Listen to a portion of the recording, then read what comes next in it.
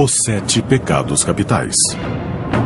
Os 7 pecados capitais, eles existem em cada um de nós. E alguns dizem que eles são parte de nossas almas. Esses pecados são fatais, eles têm um efeito gravemente destruidor na vida espiritual de uma pessoa. Luxúria, inveja, gula, preguiça, avareza, ira e soberba. De acordo com a teologia cristã, pecar é simplesmente pensar nesses pecados capitais. A Bíblia diz que o resultado do pecado é a morte.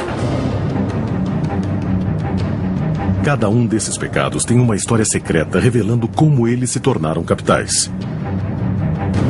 Os 7 pecados capitais tiveram um enorme impacto na história, na sociedade e em nossas almas.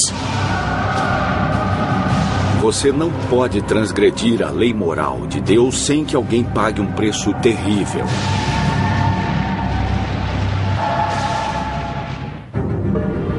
E o mais sedutor dos 7 pecados capitais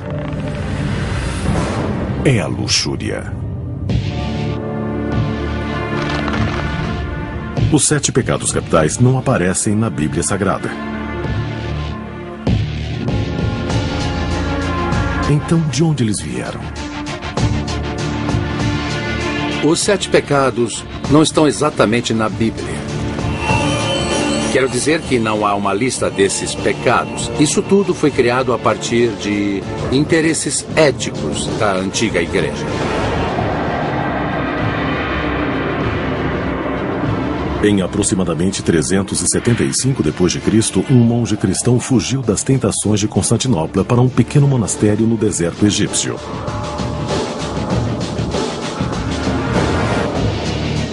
Seu nome era Evagrius Ponticus. Essa existência isolada o levou a se aprofundar em sua alma e logo ele começou a catalogar seus pensamentos.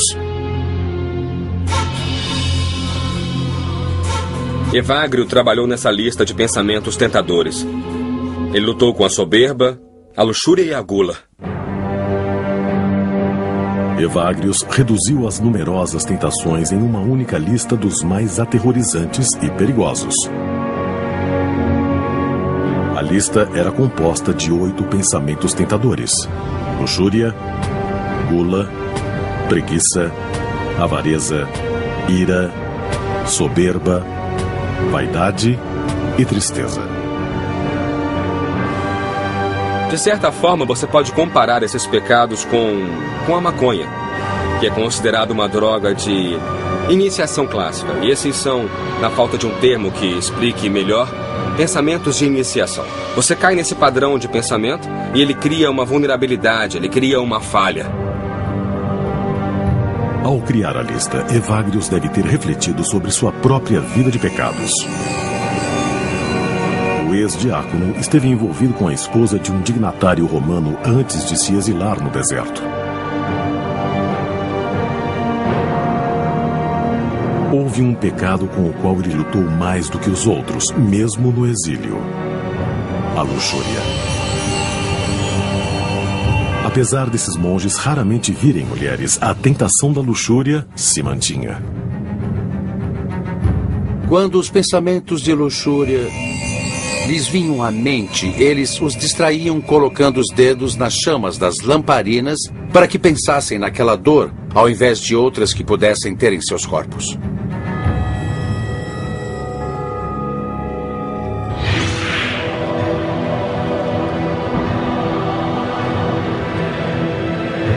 Pecado da luxúria.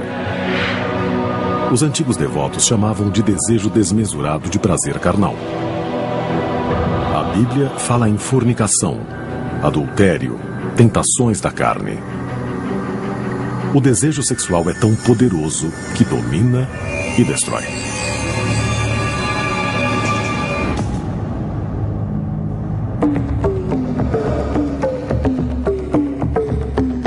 Apesar da luxúria não ser condenada no mundo antigo, e sim celebrada. Na Índia, os templos hindus em Khajuraho eram decorados com milhares de esculturas de posições sexuais complexas, retiradas dos escritos eróticos chamados de Kama Sutra. Esse antigo texto hindu detalha 64 tipos de atos sexuais e discute os aspectos sagrados das práticas da prostituição, do sexo grupal, da homossexualidade e do sadomasoquismo. No Kama Sutra, sexo e religião são um só. Mais perto de nós, o mundo greco-romano construiu monumentos para celebrar a sexualidade. Na Grécia clássica, fronteiras e estradas eram marcadas com gigantescos pênis de pedra chamados Herma, por causa do deus Hermes da fertilidade. O deus Dionísio era adorado com rituais sexuais selvagens nas florestas. O sexo era parte da religião. Na verdade, a palavra grega orgia significava originalmente ritual secreto. A atitude greco-romana em relação à sexualidade era mais parecida com a nossa, e para eles não havia nada que fosse proibido. O sexo era um tipo de experiência total do corpo. Tudo isso era perfeitamente aceitável para as classes superiores nas sociedades gregas e romanas. E ninguém praticou mais a adoração à luxúria que o Império Romano. A cidade portuária de Pompeia preserva alguns dos melhores exemplos da arte da antiga Roma. Pompeia é um sítio arqueológico encantador. Mas um dos aspectos mais encantadores dela é o fato de haver muita arte erótica por lá. A arte de Pompeia data do 1º século depois de Cristo. Algumas são de bordéis, onde inscrições eróticas revelam serviços e preços específicos. O que fica claro é que os romanos viviam a sexualidade e não tinham escrúpulos para demonstrá-la nas ruas, nas esquinas e em suas casas. A adoração romana à luxúria talvez tenha alcançado seu auge no reinado do imperador Calígula em 37 d.C. Disse que o jovem imperador exigia sexo de todas as mulheres atraentes de Roma, incluindo suas próprias irmãs. Há histórias de que ele transformou parte de seu palácio em um bordel, onde forçava mulheres casadas a se prostituírem para seu próprio divertimento. Costuma-se dizer que o assassinato de Calígula aos 28 anos foi um sinal da ira dos deuses por ele ter abusado do poder da luxúria.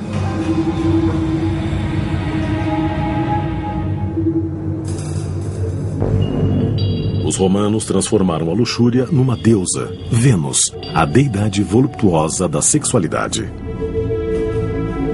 Uma das maneiras mais antigas de se pensar na criação é o fato dos deuses e deusas serem criados da mesma maneira que nós. Eles procriaram. Agradecemos aos deuses pela sua atividade sexual, porque é graças a isso que temos plantações, seres humanos e tudo que é vivo na face da Terra. Roma.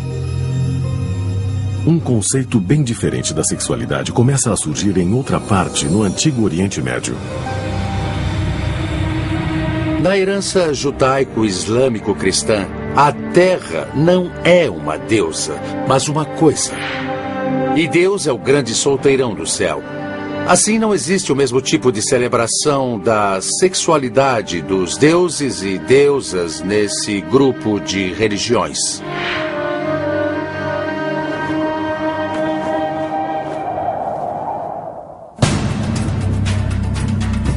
Deuteronômio. O Velho Testamento tem sua própria lista de deveres e proibições, mas não são os 7 pecados capitais. São os 10 mandamentos. Os 10 mandamentos descrevem o que podemos chamar de oposto do pecado, que é a correção. Os 10 mandamentos. Há 2 mandamentos sobre a luxúria: não cometer o adultério e não cobiçar a mulher do próximo. O Velho Testamento, ou a Bíblia hebraica, condena a luxúria, mas não a sexualidade. No entanto, ela é muito preocupada com o irresistível poder do desejo sexual. O judaísmo entende que o desejo é ingovernável.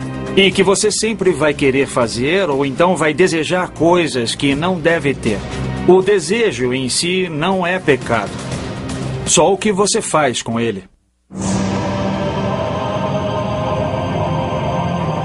O cristianismo herdou essa tradição e a expandiu.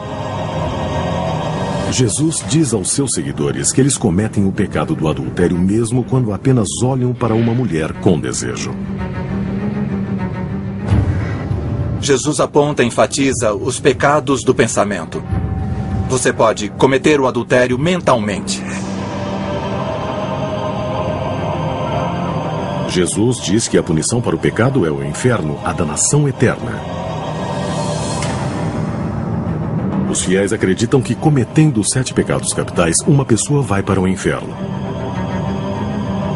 Apesar de, em lugar algum da Bíblia, haver uma descrição do inferno. A representação mais poderosa da danação para os pecadores vem gerações depois da pena do escritor italiano Dante Alighieri. Foi por volta de 1320 d.C. que Dante escreveu A Divina Comédia, uma descrição elaborada do inferno, do purgatório e do paraíso.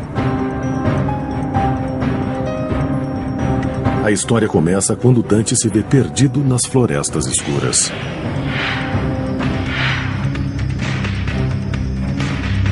Ele encontra o poeta romano Virgílio, que o leva pela porta do inferno.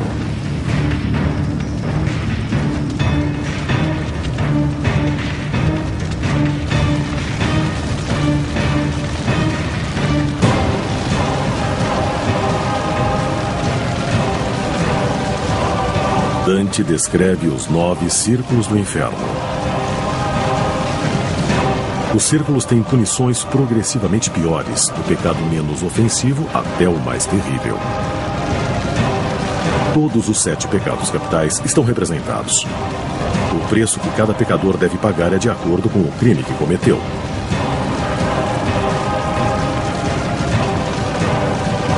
O pecado da luxúria fica no 2º círculo do inferno. Aqui, os acometidos pela luxúria são jogados pelos ares por ventos faiscantes sem esperança de descanso. Acredita-se que a punição seja um símbolo do poder tempestuoso da luxúria.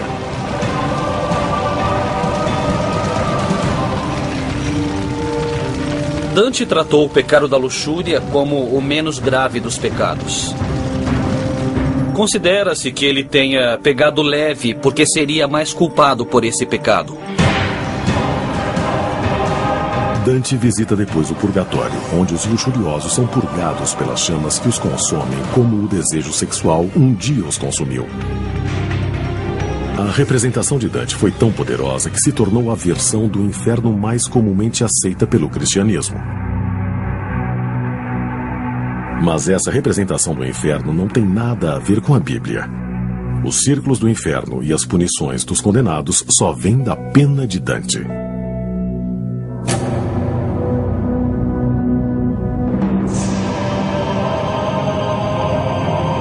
Mas o posicionamento bíblico contra a luxúria não deteve uma seita cristã antiga. Esses radicais tiveram uma visão muito diferente do pecado. Ao invés de condenar a luxúria como um pecado, eles celebraram como um sacramento. Os 7 pecados capitais. Durante séculos, eles moldaram o comportamento da sociedade. Para os fiéis, quando combinados, eles representavam um código moral para uma vida bem vivida. Cada transgressão tem uma definição e uma punição específicas.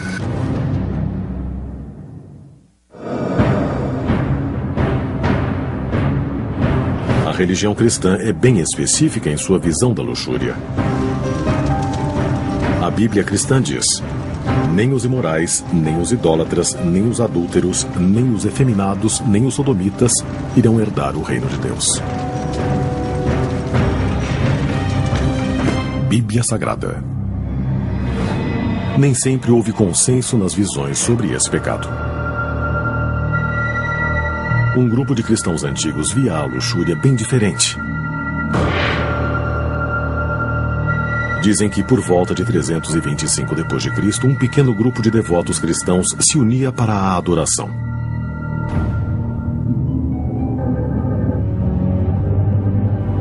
O serviço começava com o ritual do desnudamento, seguido por uma unção. Depois, uma massagem em grupo e culminava num ato sexual entre o sacerdote e a sacerdotisa. A seita era chamada de carpocrática, parte de um movimento chamado de cristianismo gnóstico. A palavra gnóstico vem da palavra grega gnosis, que significa conhecimento ou informação. Os gnósticos tinham uma ideia muito diferente sobre o que era pecado. Na verdade, no Evangelho de Maria, Jesus diz claramente que não existe o pecado. O bispo do século IV, Epifânio, descreve a orgia gnóstica em detalhes. Eles entram em um frenesi entre si, sujam suas mãos em suas secreções e rezam totalmente nus.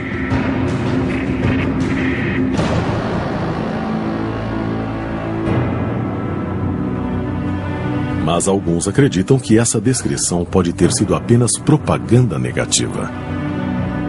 Os caçadores de heresias, os heresiólogos, estavam ávidos para acusar seu propósito espiritual de qualquer falha. Eles diziam que alguns gnósticos faziam sexo com quem quisessem. Eles faziam festas de sexo, consumiam fluidos corporais uns dos outros. Era o que os heresiólogos diziam. Parece que a linha principal da igreja cristã viu o culto à luxúria como ameaça ao seu poder e às suas almas. Então, ela reagiu. Os evangelhos gnósticos foram destruídos. Os grupos foram proscritos, deixando para a história somente os contos sombrios dos cristãos antignósticos.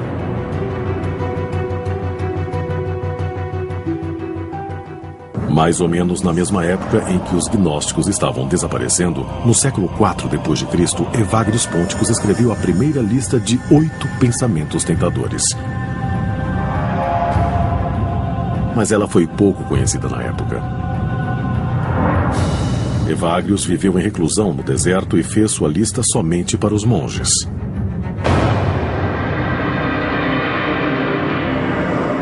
Os 7 pecados capitais só foram difundidos 200 anos depois.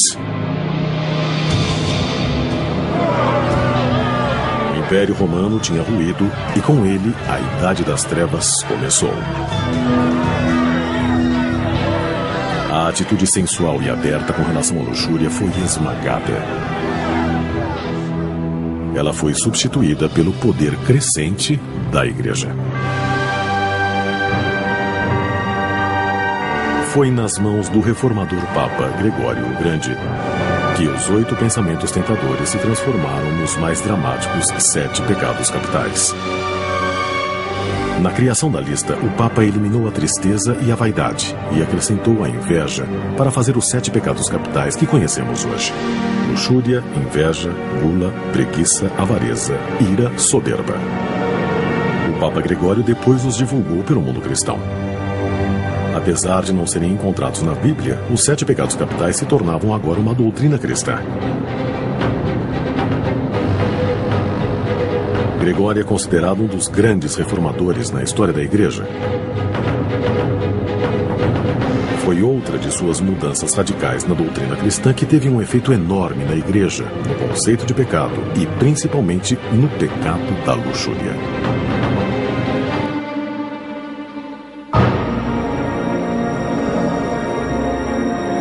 O Papa declarou que todos os padres na Igreja Católica Romana deviam ser celibatários. Até aquela época, o casamento era uma opção para os padres cristãos. Imagina-se que a regra do celibato tenha sido pensada parcialmente para consolidar seu poder.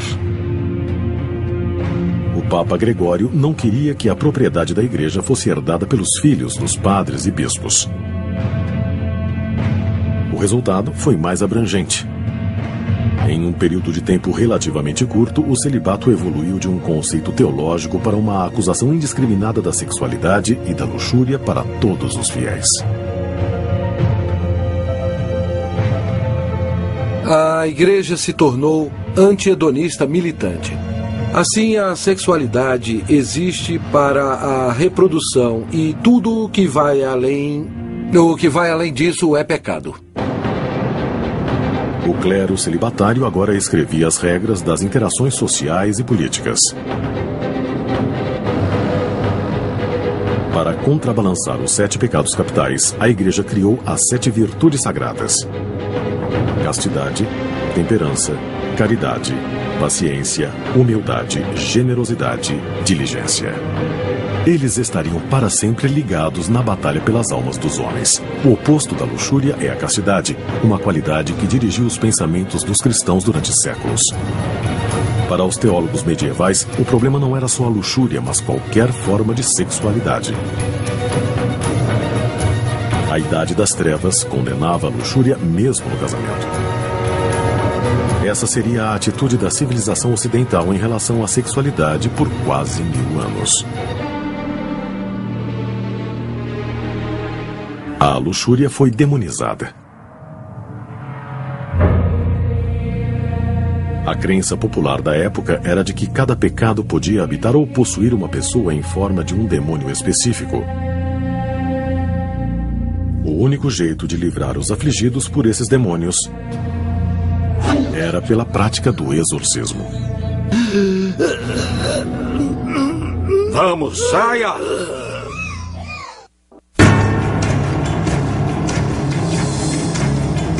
Os antigos monges cristãos acreditavam que os 7 pecados capitais tinham o poder de condenar o fiel à danação eterna.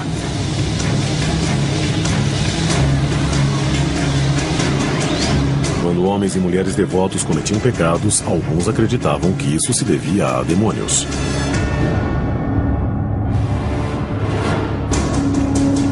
A humanidade acreditou na existência de demônios por milhares de anos.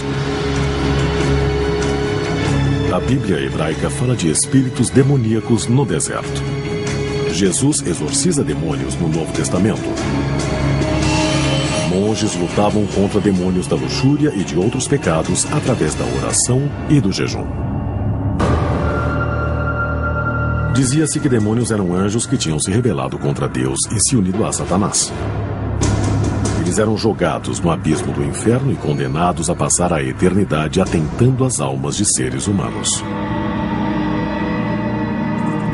Os demônios são seres malignos, maléficos e sobrenaturais. E agora eles rondam a terra procurando moradia nos corpos humanos para exercitar seu serviço do mal.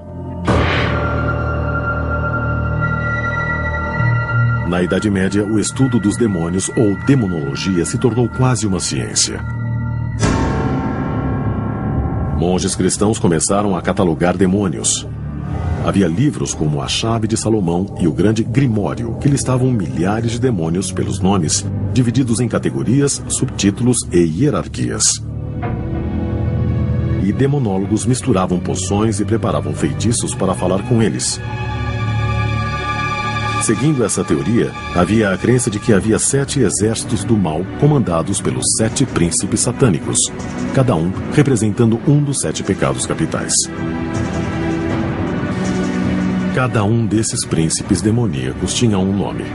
Amon, o demônio da ira. Belfegor, príncipe da preguiça, e o demônio do pecado da luxúria era Asmodeu.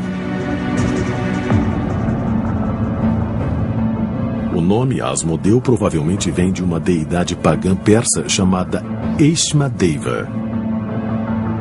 Uma das primeiras aparições desse demônio em escrituras é no livro de Tobias, onde o demônio possui sexualmente uma linda e jovem mulher e a força a matar 7 de seus pretendentes.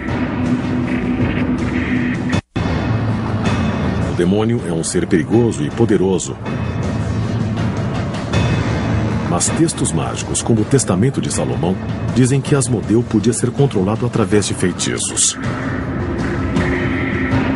Também se achava que esse príncipe demoníaco podia ser forçado a realizar os desejos sexuais e até podia permitir relações sexuais com belos demônios femininos, chamados de súcubos, que davam prazeres incríveis enquanto consumiam as almas dos humanos.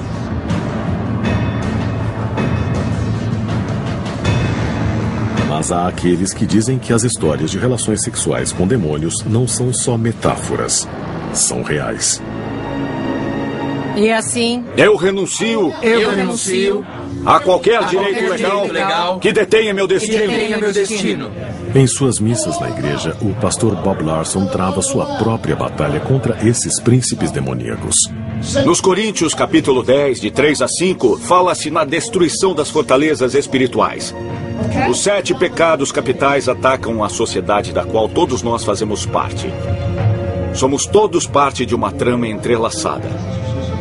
Alguém ganha e alguém perde quando a lei moral é transgredida. É por isso que há 7 pecados capitais, e eles são fatais. Vai, traz minha Bíblia, rápido. O modo tradicional de lutar contra os demônios é com o exorcismo, expulsando os demônios do pecado e forçando-os a lutar. Vamos, saia! A prática do exorcismo é tão antiga quanto a crença nos demônios. Na Idade Média, vários sinais de possessão foram instituídos. Entre eles está falar em língua estranha, habilidade ou força sobrenatural, aversão a tudo que é sagrado, blasfêmia ou sacrilégio abundantes. Há várias soluções para a possessão. Demônios podem ser provocados por várias coisas sagradas. Tocar a pessoa com óleo de unção no sinal da cruz, a presença de uma cruz ou da Bíblia, rezar, ler a Escritura. Coisas que são sagradas e que um demônio não gosta de ter por perto vão incomodá-los. Entre os demônios mais comuns que o pastor Bob enfrenta está Asmodeu, príncipe do pecado da luxúria. Asmodeu, demônio da luxúria. Eu lido frequentemente com o demônio da luxúria. Às vezes ele entra através da pornografia. Geralmente ele entra quando alguém abusa sexualmente daquela pessoa. Larson usa vários métodos antigos para tentar livrar uma pessoa do demônio da luxúria. Eu ordeno o que o demônio deve dizer. Vai se atormentar. Por exemplo, eu, o demônio da luxúria, renuncio ao meu direito a essa pessoa, uma criatura de Deus, e não exigirei mais o direito a ela. Saia!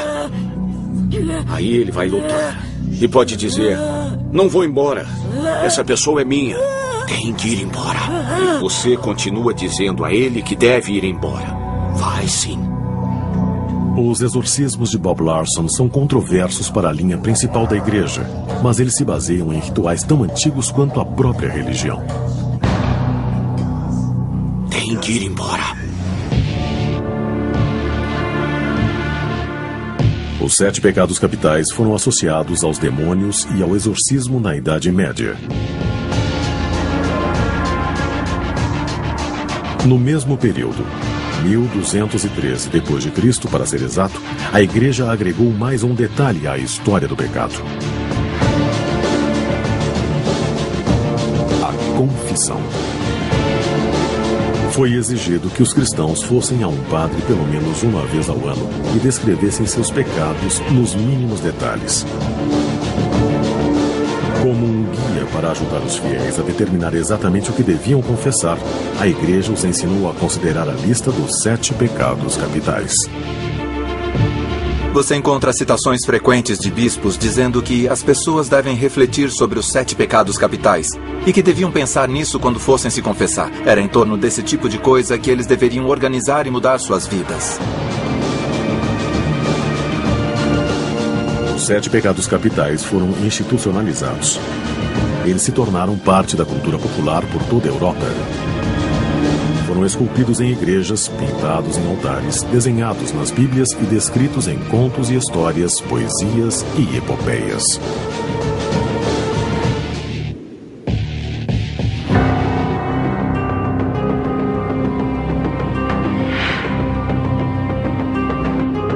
Depois, no século XVI, o mundo cristão bem ordenado mudou dramaticamente. O cristianismo se dividiu em 2 campos, o protestante e o católico. A A cisão é chamada de Reforma Protestante. Ela começou em 1517 e durou mais 150 anos. Um dos pontos principais de diferença era que os protestantes rejeitavam o conceito da confissão, mas mantinham um profundo interesse no pecado da luxúria.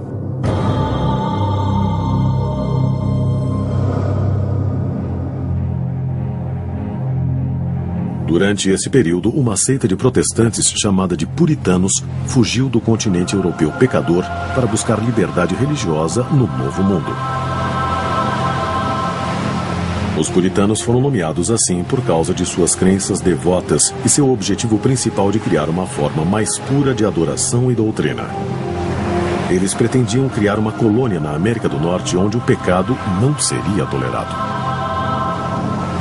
1620 d.C. Quando os puritanos chegaram a Plymouth, em Massachusetts, em 1620, formaram uma colônia onde o pecado da luxúria era central em sua teologia e seu código de leis. Em Plymouth, cometer o pecado da luxúria trazia penalidades graves. Mulheres flagradas cometendo adultério eram condenadas a usar a letra A para o resto de suas vidas. Os puritanos flagrados em qualquer atividade sexual fora do casamento enfrentavam o açoite, a humilhação pública em troncos e, no caso da sodomia ou relações com animais, eram mortos.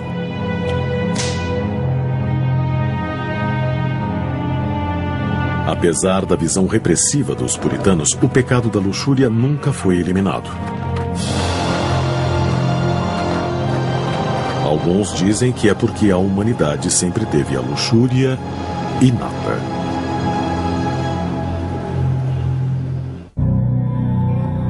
Os 7 pecados capitais eram os caminhos para a danação eterna, de acordo com séculos de doutrina cristã.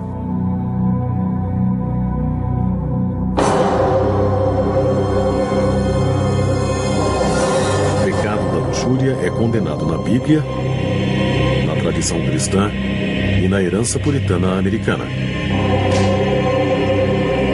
Mas apesar da repressão, o demônio da luxúria nunca desapareceu.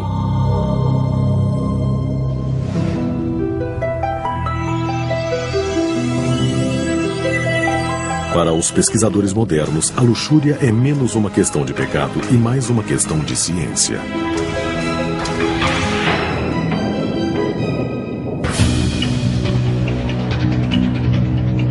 Os 7 pecados capitais são totalmente carregados de biologia. A luxúria, a ira ou a avareza são sentimentos que, se praticados com moderação, contribuem para o sucesso dos indivíduos que os praticam. Mesmo com as mudanças da sociedade durante os séculos, nossos instintos humanos primários se mantiveram os mesmos. O impulso sexual humano não mudou durante 4 milhões de anos. A luxúria não é uma emoção. É um impulso, uma motivação que vem de partes muito primitivas do cérebro. Centro Henry H. Wheeler Jr. de Imagens do Cérebro. Alguns neurocientistas acham que sabem agora por que a luxúria não pode ser eliminada. O instinto básico de acasalar, ou o que nós comumente nos referimos como desejo sexual, vem do hormônio da testosterona. Esse elemento químico está presente no impulso sexual de homens e mulheres. A química neurológica do amor romântico é a dopamina, que regula o prazer e a concentração. Quando você se apaixona por alguém, você aumenta a dopamina no cérebro e ela desencadeia a testosterona associada ao impulso sexual. Esses elementos químicos cerebrais interligados podem ter efeitos negativos. A dopamina associada a amor pode nos levar à luxúria e a testosterona pode imitar os sentimentos de amor. Qualquer tipo de estímulo sexual aumenta não só a testosterona, associada ao desejo sexual, mas também a dopamina, e isso pode levar você ao ponto de se apaixonar por alguém. Por isso, o sexo casual não é casual. A evolução criou o impulso para acasalar e procriar. Mas os seres humanos também evoluíram um tipo específico de comportamento para a procriação. Cientistas chamam de formação de pares ou monogamia. Para entender verdadeiramente o desejo humano, temos que examinar os hábitos de acasalamento de espécies inferiores. Seres humanos são como as outras espécies que estudamos. São interessados em parceiros sexuais variados. Biólogos falam sobre o que chamam de CEP, o que os humanos chamariam de adultério. CEP significa cópulas extrapar. Evidências genéticas revelam que mesmo espécies que formam pares, como os lobos e os cisnes, geralmente parecem ter algo mais por fora. O motivo biológico para as cópulas extrapar é simples. Traição e adultério dão uma vantagem evolutiva às espécies. Se você é macho, a vantagem é que pode acabar inseminando mais fêmeas e se tornando pai sem grandes esforços. Para as fêmeas, a vantagem é ter fontes adicionais e melhor material genético.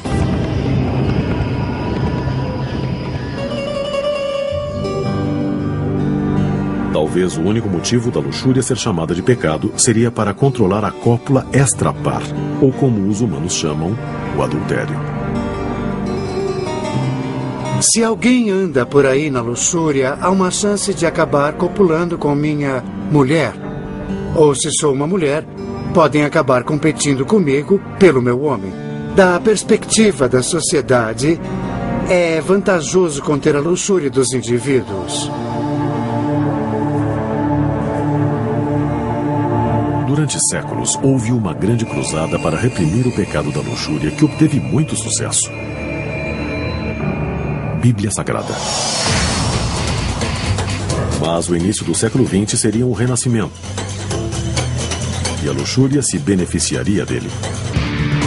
As 25 celebridades mais sensuais. Os 7 pecados capitais foram compilados pela Igreja Cristã como um código moral para todos os fiéis. O pecado da luxúria teve uma história cheia de altos e baixos. Celebrado entre os antigos gregos e romanos, difamado na Idade Média e até mesmo proscrito pelos puritanos na América.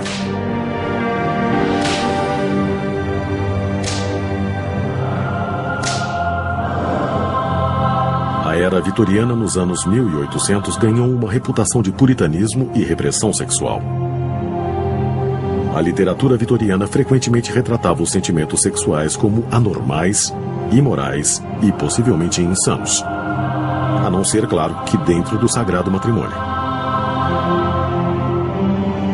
A prática da prostituição junto ao adultério e à homossexualidade, sem falar em todos os outros comportamentos luxuriosos, continuaram, claro, escondidos.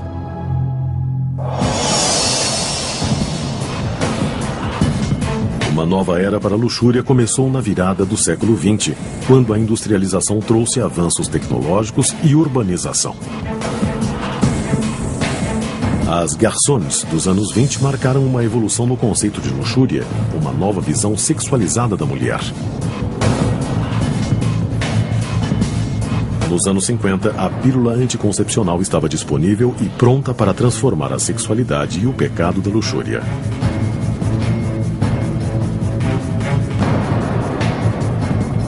A evolução do pecado da luxúria foi total nos anos 60, quando as revoluções sexuais tomaram o mundo. Parecia que o pecado da luxúria e a virtude da castidade tinham mudado de lugar. A virtude e o vício eram parecidos aos olhos de quem via. Na crista da onda da revolução e, de certa forma, a direcionando estava um homem, Hugh Hefner. Sem dúvidas, meu pecado preferido é a luxúria. Um desejo pela vida é muito saudável e isso inclui a sexualidade. Hefner criou a revista Playboy, construindo um império de olho no antigo, construindo um templo ao excesso e adorando a luxúria em toda a sua glória. Acho que a Playboy teve um papel grande na revolução sexual. Eu espalhei a notícia de que o sexo não era maligno. Apesar de séculos de tentativas religiosas de eliminar a luxúria, o pecado sempre voltou. A luxúria é um nome que damos quando ela é demais ou inapropriada. Existe um motivo biológico ou neurológico para ele continuar sendo uma tentação vital?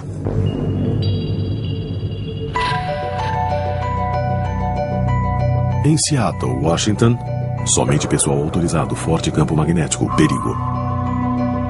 Cientistas tentam mapear a arquitetura neural da sexualidade humana.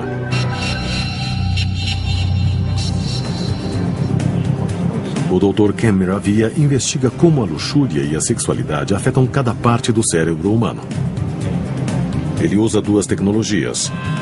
Uma é a máquina de ressonância magnética.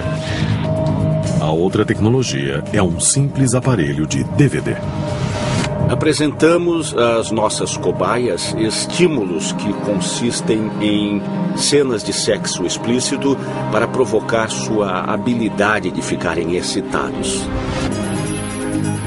O experimento é simples.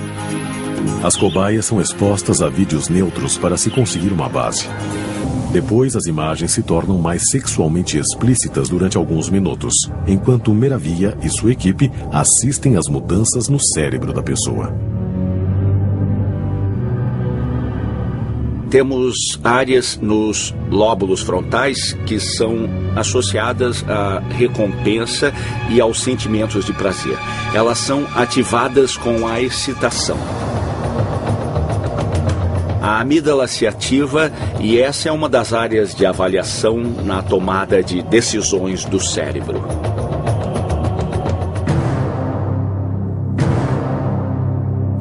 A ressonância mostra que quando a pessoa está sexualmente excitada, há um resultado intrigante para as novas descobertas. Também descobrimos que certas áreas do cérebro parecem se tornar menos ativas e parecem ser as áreas relacionadas ao julgamento moral, à inibição. Quando as áreas de desejo do cérebro se acendem, as áreas de discernimento são desligadas.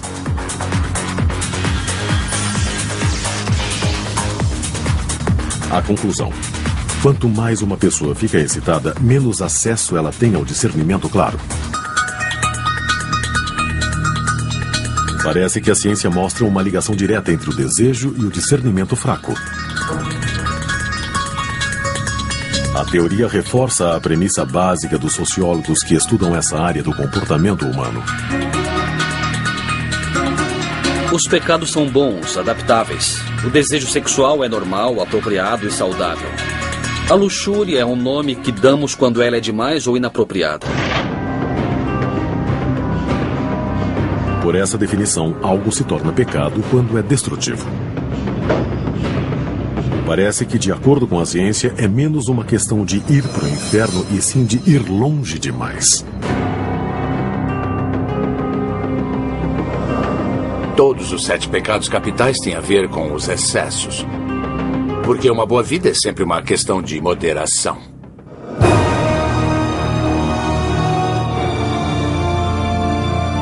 As mesmas energias que nos motivam a fazer o bem podem ser desviadas e nos fazer pecar.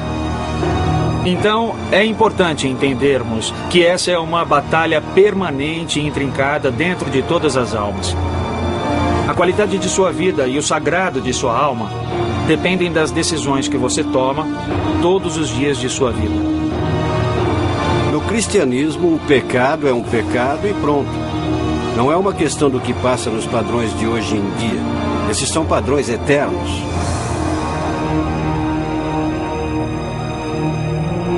A questão continua. A prática da luxúria, da inveja, da gula, da preguiça, da avareza, da ira ou da soberba condena alguém a uma eternidade de punições nos abismos do inferno? Acredite no que for, os 7 pecados capitais continuam relevantes, porque ainda afetam a sociedade, a nós e, possivelmente, nossas almas. Os 7 pecados capitais.